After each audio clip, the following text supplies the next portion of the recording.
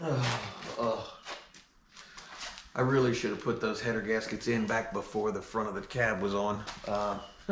Anyway, I want to take a minute to get you guys caught up on Project Recession Proof. You can see now we're heavily into wiring and final assembly. Last time you saw the project, we had just assembled the chassis. It came out beautiful. I think in the background you could see the cab sitting off in the corner in that ugly Smurf blue that it was. But you can see we've come a long way. So let's get you caught up. We'll take you through the body work. We'll take you through the paint work. We'll take you through putting the cab and bed on the chassis. We'll get you almost up to final assembly in this next install. This is a great time to make sure you're subscribed to the channel and go ahead and hit that like button. Also hit the bell for notifications because you don't want to miss the big payoff. You guys have been around for a year watching this truck be built. You don't want to miss it on its first fire up and its first drive. Trust me.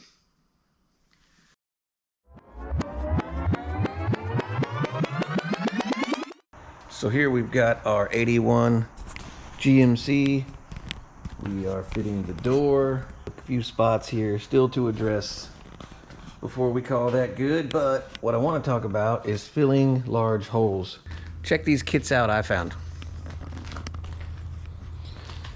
There's actually two kits here in the chair. We've got the Eastwood kit, which is, they sell these 3/4, 1 inch, up to like 1.5 inch, 16 gauge metal. And they work okay, but you got to take your hole that big. Now, this kit from Speedway is the door handle close kit. This is for closing, like, if you were gonna completely patch and get rid of all these holes, they give you 1/2 inch, 3/4, and I think 1/2 inch, 3/4, 1 inch, and 1 1/4. Like, this would work great for patching this hole here. Let's say you were completely cleaning up your firewall and you were getting rid of all these holes. These would have to be reamed up just slightly. The cool part about these is they got these little tips on them that bring them up to size, so when you put them in the hole, you've got a gap to weld in. So what we're going to do here, I have the beautiful job of filling these holes where a sun visor was in this cab. So I started going up to 3/4 with the Eastwood kit, and it was great, except you can't go that deep unless you don't have the inner metal. Like, if this was just a single-sided metal, that would be no problem, but you can't go that deep, especially here in the corner. These you can't even go 1/2 inch here. So this wasn't really a whole bunch of help. And then if you go to your standard drill bit kit, you only go up to 1/2 inch. Nothing goes to 3/4 in a drill bit. So I took these up to 1/2 inch here, and you can see this plug fits beautifully. Okay, just about ready. I want to show you the setup. Very simple. We have Harbor Freight titanium 140 gas MIG. I like it on 100 and 14.5 for my 16 gauge. Very close to what the settings say. We've got a bare spot there. Got our gun. Nice and quick little tacks, nothing crazy.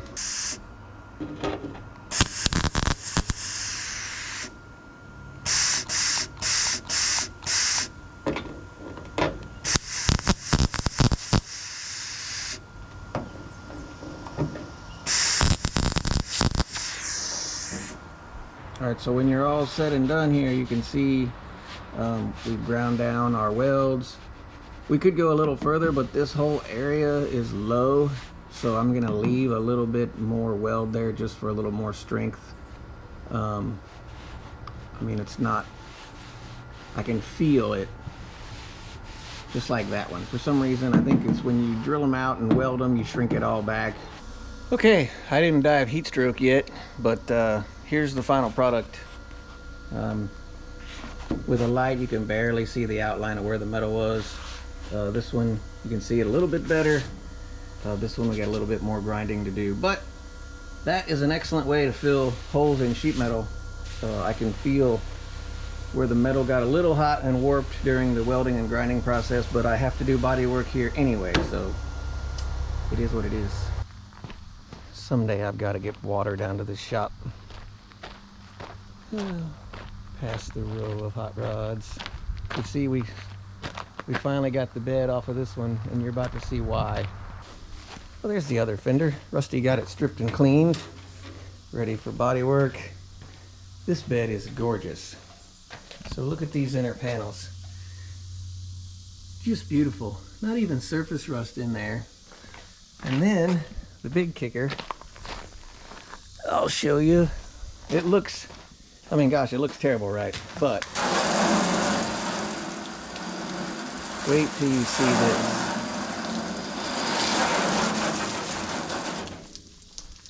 There's not a ding or a dent in this bed. It's just beautiful. This side has 2 or 3 dings, most of them being in this back corner. We got one here, pretty big one. And I think there's another one, oh yeah, one right here. But beautifully solid.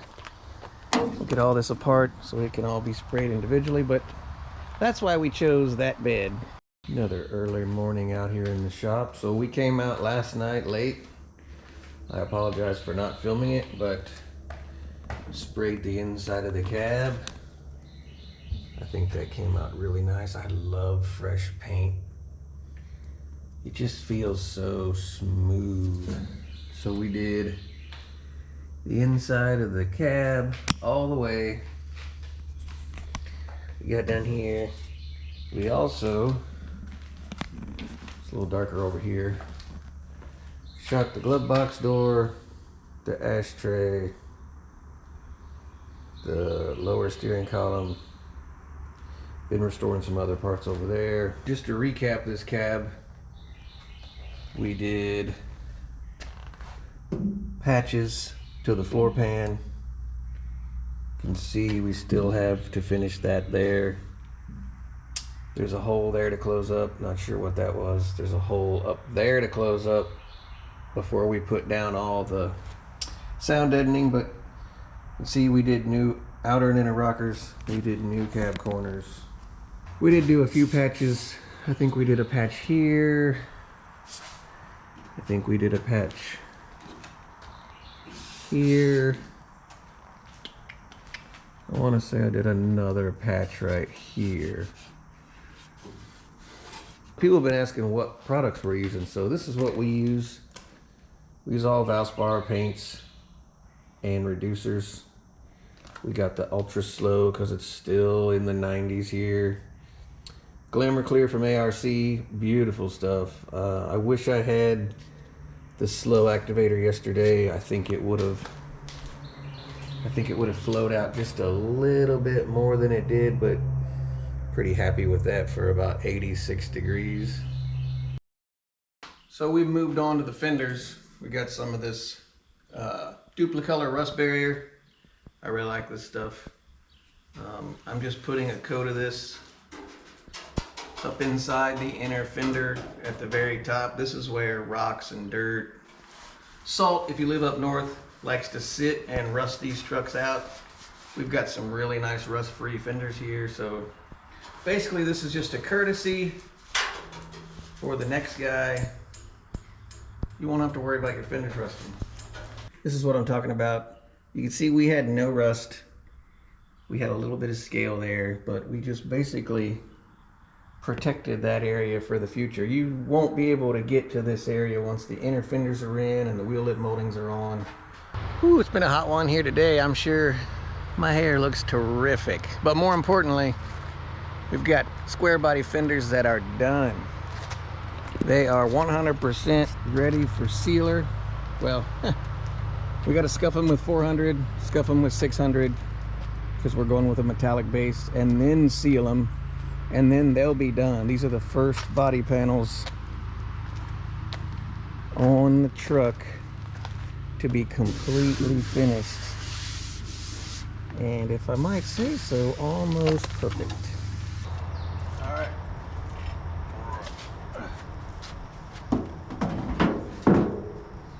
All right, this is our new smoothie tailgate. So I'm just gonna get the hinges on. We're basically just trying to make sure the bed bodywork is good, make sure this fits, if there's any work that has to be done to this. So we're just gonna throw the hinges on real fast, and that's about it.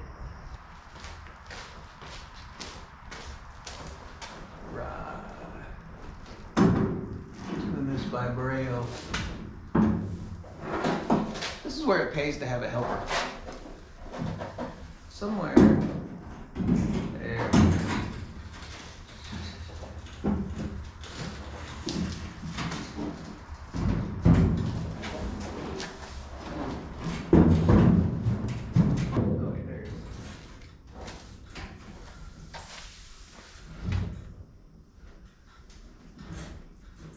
Actually, it's the bed floor.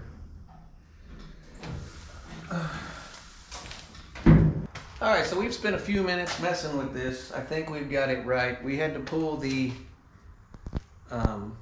rubber bumpers out. One rubber bumper here at the bottom, this little square one, is what the hinge rests on. The other big bumper right here is what the tailgate actually sits against. So you can see we've got the hinge out. These bolts are slotted. It allows you to move your hinge in and out to set your tailgate depth to match the bedside.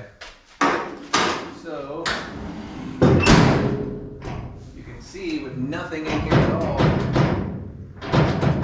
that's what you get. Over here we have the hinge in, and we can take it to about perfection. I'm really happy with that. But this side over here, not so much. So now you can see with the latch holding it in, that is perfect. So that does prove that we do have damage here at this corner like we thought. So we're gonna straighten that out. We'll adjust our hinges, and I'm really happy with this tailgate. So now that we've got this tailgate fitting just how we want it, we got to go on the hunt for a door. We're going to go ahead and fix this door like we said. So we've got to find a door, and we've got a few trucks over here in the parts area that might have a good door. Let's see, we can't take anything off of that truck as much as we would like to. Don't worry, Nathan, we're not touching your truck.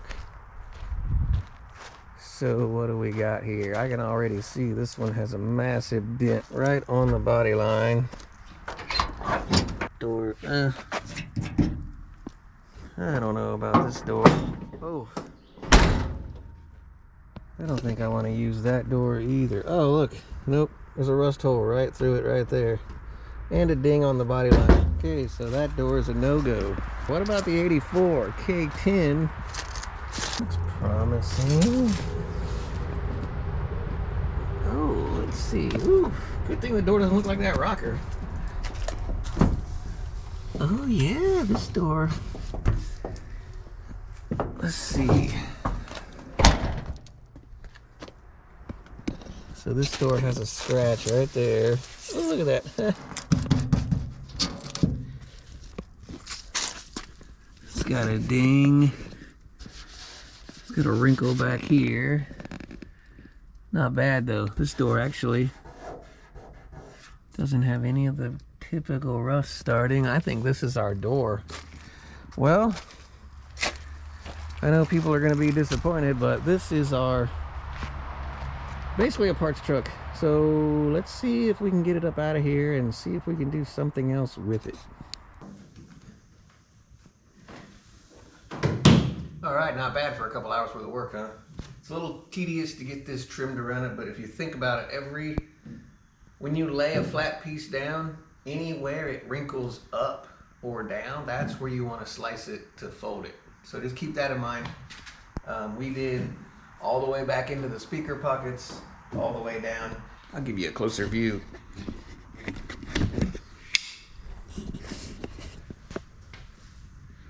So we went all the way back into the speaker pockets, both sides. We went all the way up to the seam at the firewall where it meets the floor pan. We already got a few cool new parts in. Pedals, steering support, radio adapter, fuel switch from AMD. That thing is awesome, even though it's just for looks.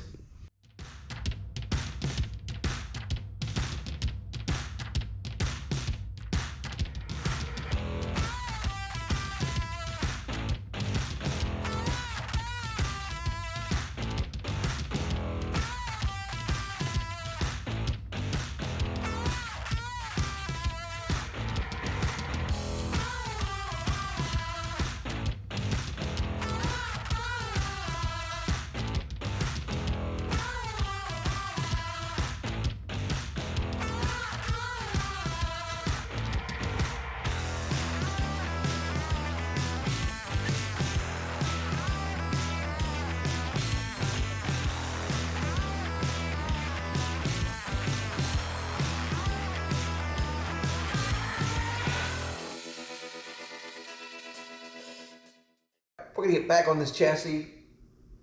We gotta move some crap. Got a 73 Mach 1 interior we're redoing. You'll see that I started, let me get you in a little closer here. You'll see that I started building my own battery box out of an old fuel tank strap. I was gonna build a full custom battery box, but I found this kit over here that I didn't know anything about. This is called a drop-down battery box. And I'll show you how this works once it's mounted. It's really trick. Gives you a way to service your battery and mount it on the frame. So while this over here was a pretty good idea, this is just a fuel tank strap, just like that over there. I cut off the strap that holds the tank. I was gonna weld on a steel battery box with the hold down and then build a guard to keep anything from flying off that front wheel. But here we go. This box is integral, has everything we need. So we're gonna get this off, get this mocked up, and go from there. So that looks a lot better, right? And that was really easy. All I did was use some grade 8 hardware. I didn't put a bolt in this top corner because there's a rivet right there, but I did do the 3 other bolt holes, and I spaced it off with a nut to give me the height of the rivets that are behind it there. Really solid, not gonna move. That's what we're looking for right there. And you just pull these spring levers and the battery drops completely out, so you can change it, obviously, once you disconnect the linkage. So now we need a 78-inch positive battery cable and probably like an 18-inch negative to ground to the frame back here. We'll come off here, go right through the hole where the power wire for the fuel pump would have came through, and right up to the starter up there. So let's go get some parts.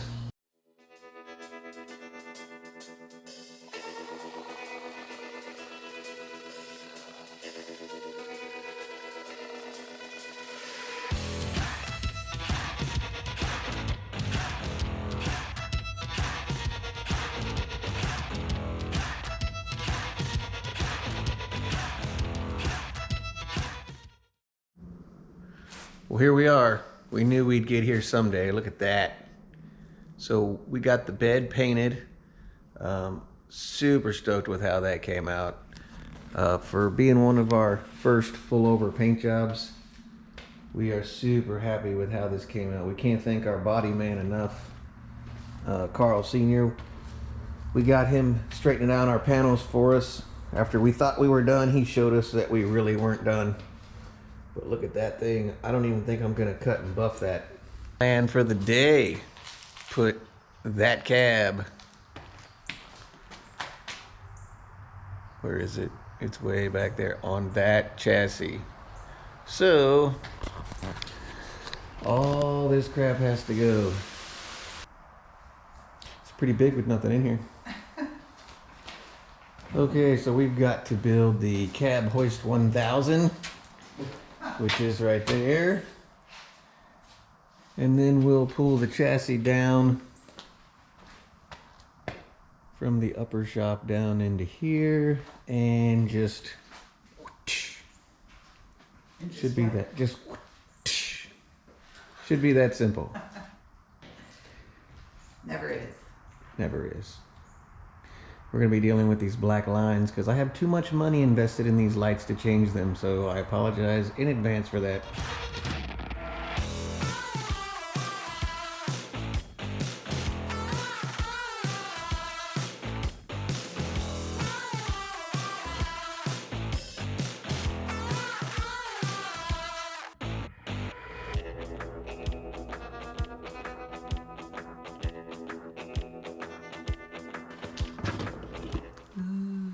Urethane, polyurethane cab mounts. See the slot? Mm-hmm. We want that adjustment right to left so we can set the cab centered. We're gonna set the cab and then cross measure it like we did with the Camaro rear end. Okay. So those just sandwich in 3 places. They sandwich here, they sandwich there, and they sandwich up here at the core support, which you don't have to worry about until you're ready to put the core support on. So very simple.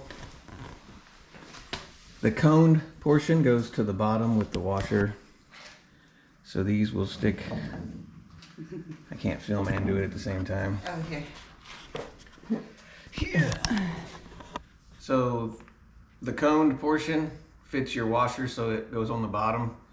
Try to keep your slots right to left, and then the top just sits there. Like so. Very simple. I like my job. That thing's in there, huh? Done. The goal is don't scratch it. Why'd you laugh? It's a good goal. I like it. I'm not supposed to be assembling cars in the paint shop. Weird. So now as I'm doing this, I'm remembering this has to be very close to the front of the windshield because the firewall is much heavier.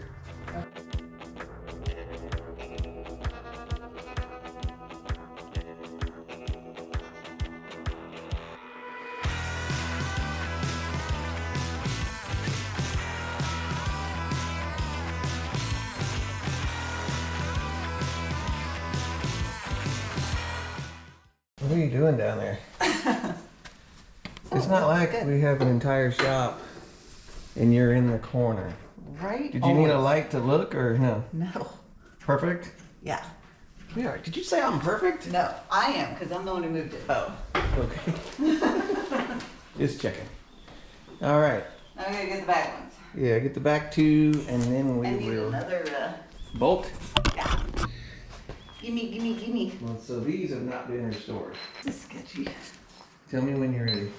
Okay, as ready as I'll ever be. All right. 1, 2, 3. Okay. Now let me see if I can get this. There we go. And still kind of over, Which way? like it needs to go back just a, yeah, okay. Yeah, I picked it up. I don't know how it went back there. Oh, it's tight. Yeah, it's gonna be tight. It's rusty. Okay. All right, so all 4 bolts are started. Yes.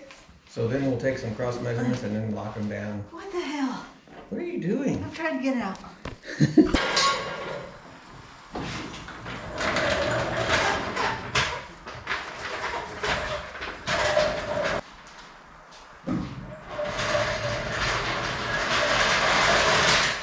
Watch that side. We're good. We got more than a foot. Just gotta get it rolling. And here we go.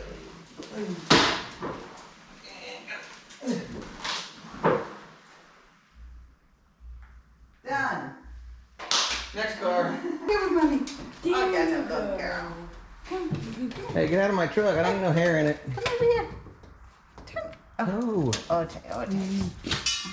Oh, you're missing things. We hit Oh. the propane tank. It'll be Pedals, missing 2. fine. Right. Important ones.